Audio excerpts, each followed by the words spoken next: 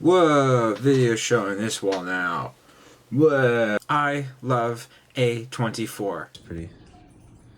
A24, baby. You guys can talk. I don't really care.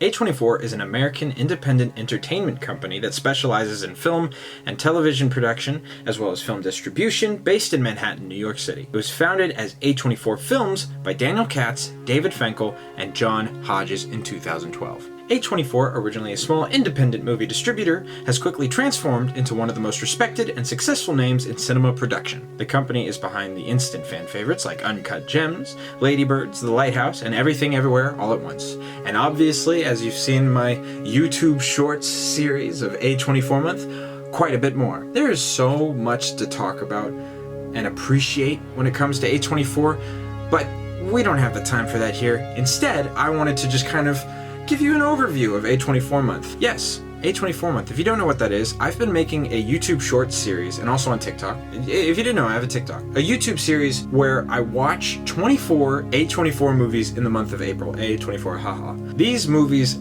jump around all over the place, from movies A24 made themselves to movies that A24 distributed. It is a wide range. And today I wanted to talk about some in more depth and detail because YouTube Shorts is only 1 minute, so I kind of had to rush some of them. So we'll start off with our first one, Bodies, Bodies, Bodies. Mwah! I love that movie, it's so good. I'm gonna do my best not to repeat anything that I've already said, so if I don't mention something, it might be in the YouTube short. This short was when I was kind of figuring out how to do this whole thing. That's it. I think I edited it really well. It's just I took a very stylistic choice for the very first one, and I'm really proud of it, and yeah, it's pretty good. But the movie, oh gosh, it's one of my favorites that we've watched this month. The next night we watched The Hole in the Ground. This creature feature was really interesting. It was kind of predictable, but I still really enjoyed it. 8th grade, I'm a Bo Burnham fan. How can I not be a Bo Burnham fan? So I absolutely love this movie. The Witch. In my YouTube short, I don't think I gave off the impression that I loved it a lot, and I did.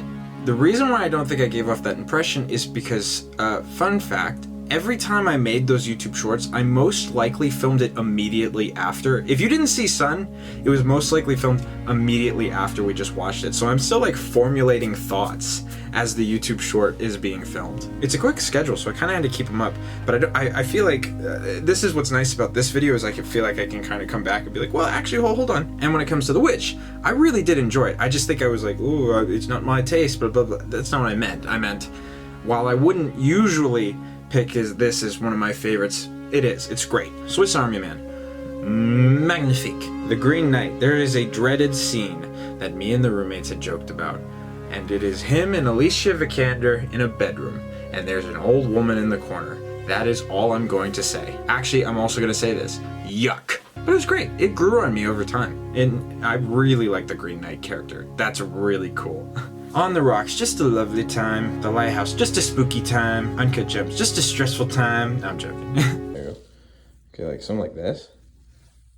Hark. Uncut Gems was a difficult one to film because of the genius behind the film of just keeping that stress level all the way up, just keeping it going and going and going, and I really enjoyed it. My roommates didn't enjoy it as much, and to be honest, I can kind of understand it because I think the thought of me knowing where this movie's going and how it's going to end kind of felt complete to me as I was watching that journey throughout the movie, so I think it just connected for me better, but still, I love this one. Locke. I really enjoyed this one.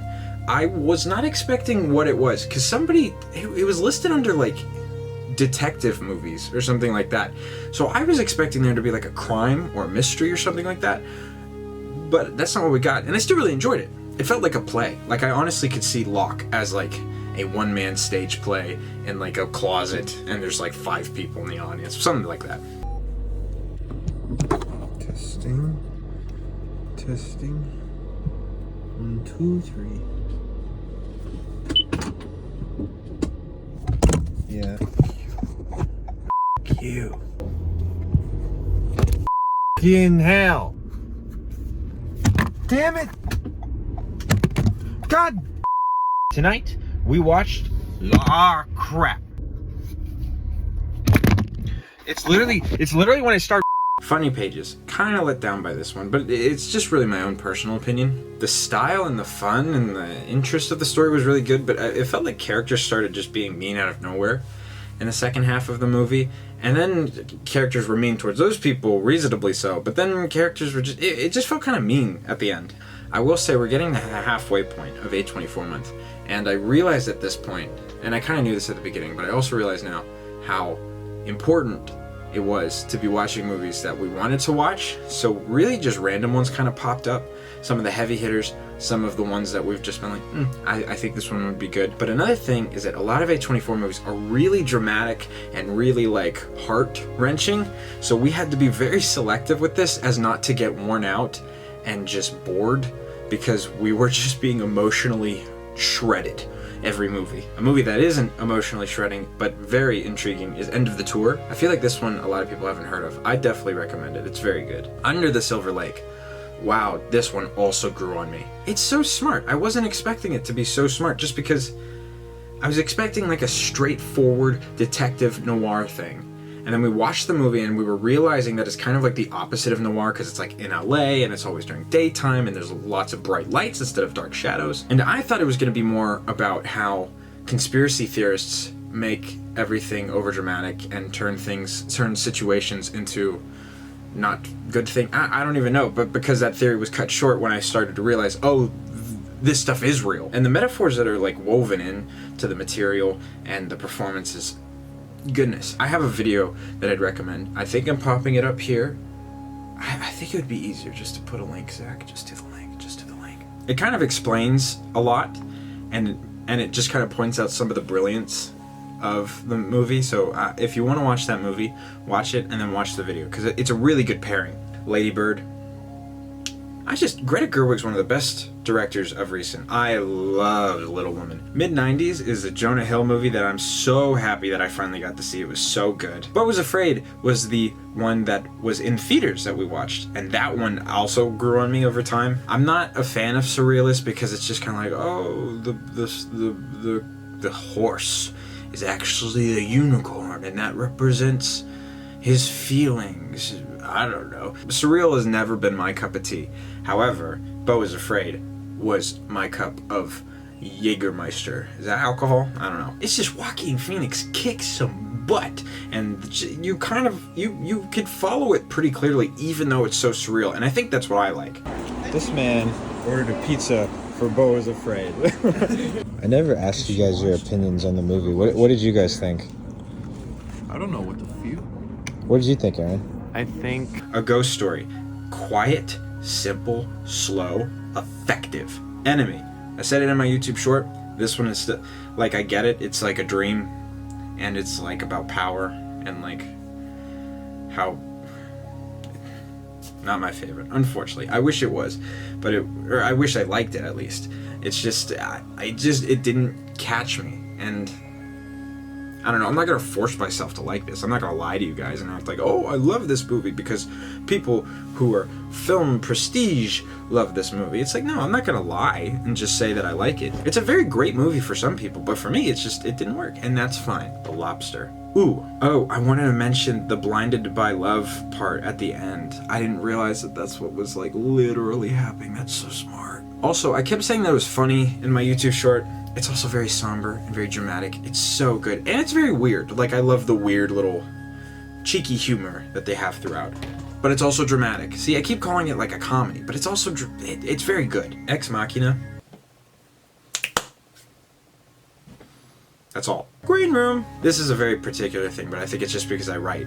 The parameters that they set for the villains of the movie, the antagonists, the ways that they have them not be able to just end the movie right then and there is so smart. Characters make a lot of very great choices in the movie, and then in the back half you're just like, well, why are you doing that? Why are you doing that? It's stereotypical horror movie stuff, but honestly, I love that crap, so you know what, just give it all to me. I also didn't mention Anton Yelchin. This is like the first time I've seen him in a movie.